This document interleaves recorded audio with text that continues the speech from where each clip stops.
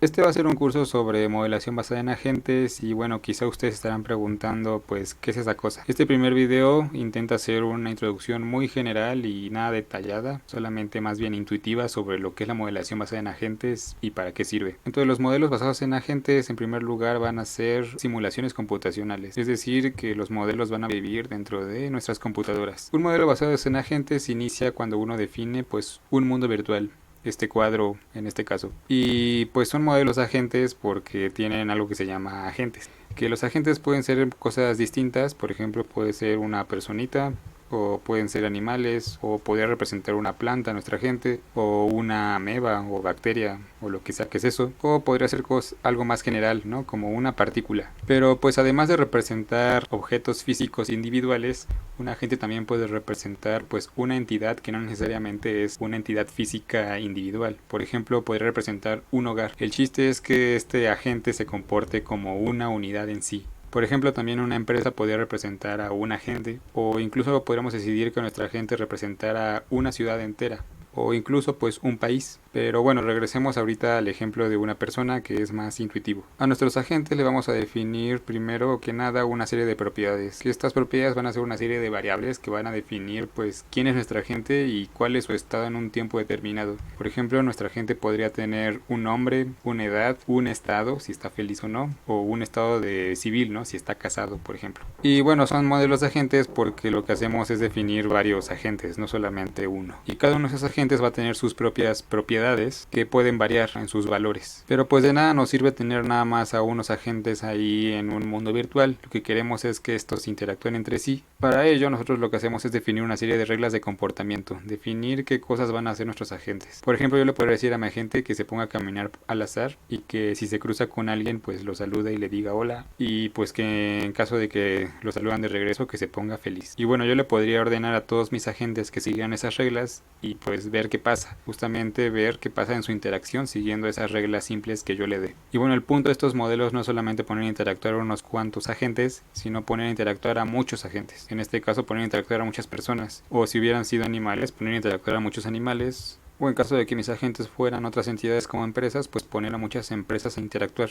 Y pues no necesariamente todos mis agentes que yo ponga a interactuar deben ser del mismo tipo. Yo podría poner a interactuar a agentes de distinto tipo, cada uno siguiendo sus propias reglas. Por ejemplo, poner a interactuar humanos con plantitas y con animales y pues ver qué pasa. Entonces bueno, a grandes rasgos y de una forma muy general e intuitiva, esos son los modelos basados en agentes. Y bueno, ustedes dirán, pues qué bonito, pero eso pues ¿para qué sirve? De manera general, pues los modelos basados en agentes sirven para explorar cómo a través de reglas simples que nosotros definamos y las interacciones pues locales entre agentes nos pueden generar patrones emergentes complejos a nivel global. Entonces, pues ¿qué es esta cosa de patrones emergentes? Emergentes pues viene de la palabra emergencia, que no me refiero a emergencias de este tipo en este momento, sino que me refiero más bien a cosas de este estilo. A patrones, por ejemplo, como la formación de parvadas, ¿no? De los pájaros cuando vuelan en conjunto, o los bancos de peces cuando forman estas figuras pues muy bonitas e hipnóticas. O también al comportamiento pues bastante interesante y complejo de las hormigas que construyen cosas tan complejas como hormigueros.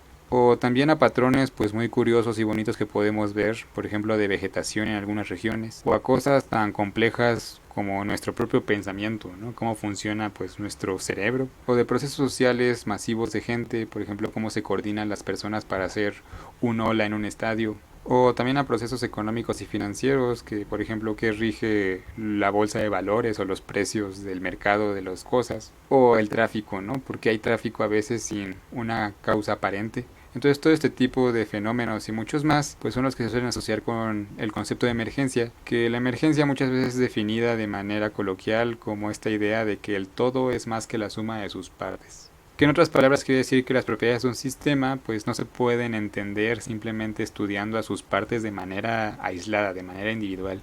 Por ejemplo, si yo me pongo a estudiar muy a detalle pues el comportamiento de un solo pájaro solito, nunca voy a entender cómo es que se forman estas parvadas. Para entender estas parvadas yo necesito ver qué pasa cuando yo pongo a muchos individuos a interactuar. Entonces una metodología que se enfoque solamente en estudiar a la parte, es decir, al pájaro individual, fuera de sus interacciones, pues no me serviría de mucho para entender este fenómeno. Y de igual manera, pues con los cardúmenes de peces, si yo me pongo a estudiar nada más al pez de manera aislada, nunca voy a entender cómo es que ocurre esta cosa. De igual manera, pues si yo me pusiera a ver qué hace una hormiga solita, pues me llevaría a la idea de que es muy tonta por sí sola. Sin embargo, cuando yo pongo a muchas hormigas a interactuar en conjunto, pues pueden formar cosas tan complejas como los hormigueros o tener una estructura social bastante compleja.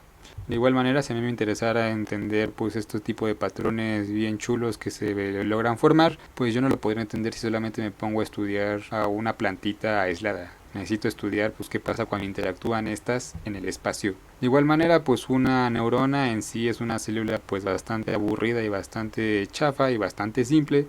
Sin embargo, cuando ponemos a muchas neuronas a interactuar, pues emergen cosas maravillosas como nuestro propio pensamiento. De igual manera yo podría estudiar pues la psicología de manera aislada de una sola persona y pues entenderla muy bien. Sin embargo, eso no me diría mucho de qué es lo que pasa cuando yo pongo a una masa de personas a interactuar. De igual manera yo me podría poner a estudiar pues a los capitalistas a la perfección y entender la teoría microeconómica a la perfección.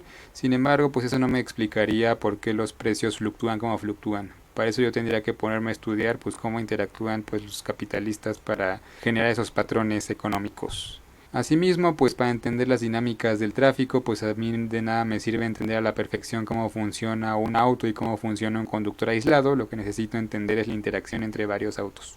Esos son algunos ejemplos de patrones emergentes. Y pues justamente en la modelación basada en agente nos interesa estudiar ese tipo de fenómenos a través de definir reglas simples e interacciones locales entre agentes. Regresando a este ejemplo de las parvadas, si a nosotros nos interesara entender cómo se forman ese tipo de patrones, nosotros con la modelación basada en agentes podríamos pues empezar definiendo nuestro mundo virtual y pues nuestros agentes con sus propiedades y sus reglas y bueno, poner a varios agentes. Y pues aquí es importante notar que pues las propiedades y las reglas que definamos pues deben ser acorde al fenómeno que nos interesa modelar. Si en este caso nos interesa modelar un fenómeno espacial, pues la posición y la dirección que tienen estos pajaritos pues serían propiedades relevantes. Sin embargo, no nos interesaría pues su nombre, no tendría ningún sentido en este modelo. Y bueno, justamente las reglas que nosotros definamos van a ser pues el núcleo de nuestro modelo. Entonces de esta manera uno define su modelo a través de definir sus agentes y sus propiedades y reglas, y luego puede implementar esto computacionalmente y obtener una simulación. Y pues con esta simulación uno puede jugar, uno puede hacer experimentos, puede hacer muchas simulaciones, muchas repeticiones, y el chiste finalmente es contrastar pues nuestro modelo, nuestra simulación con el fenómeno de la realidad, ver si nosotros generamos patrones similares o no. Y esta parte de la generación pues es central en la modelación basada en agentes. Uno, a través de definir reglas sencillas, pues genera los patrones de interés. Y a partir de este proceso pues uno puede aprender y entender sobre nuestro sistema de estudio. Y ese es el proceso de la modelación basada en agentes, pero quizá ustedes estén diciendo, bueno, y está bonito aprender y entender sobre el mundo, pero ¿qué más hay? ¿Para qué me sirve eso en el mundo real? Y la modelación basada en agentes sí tiene algunas aplicaciones más allá de entender el mundo. Aquí les pongo algunas. Por ejemplo, en las películas, imagínense que ustedes son los animadores de una película y les dejan animar una escena donde hay un montón de animales corriendo. Una primera aproximación sería que ustedes animaran cada animal pues de manera individual, tuvieran que trazar su trayectoria y pues así simular pues este movimiento en masa. Sin embargo, con los modelos de agentes hemos aprendido pues algunas reglas sencillas, algunos algoritmos muy simples que nos pueden generar este tipo de patrones. Entonces ya no hay necesidad de manualmente pues animar a la trayectoria de cada animal, sino que simplemente le metemos este algoritmo y pues ya obtenemos un patrón bastante realista.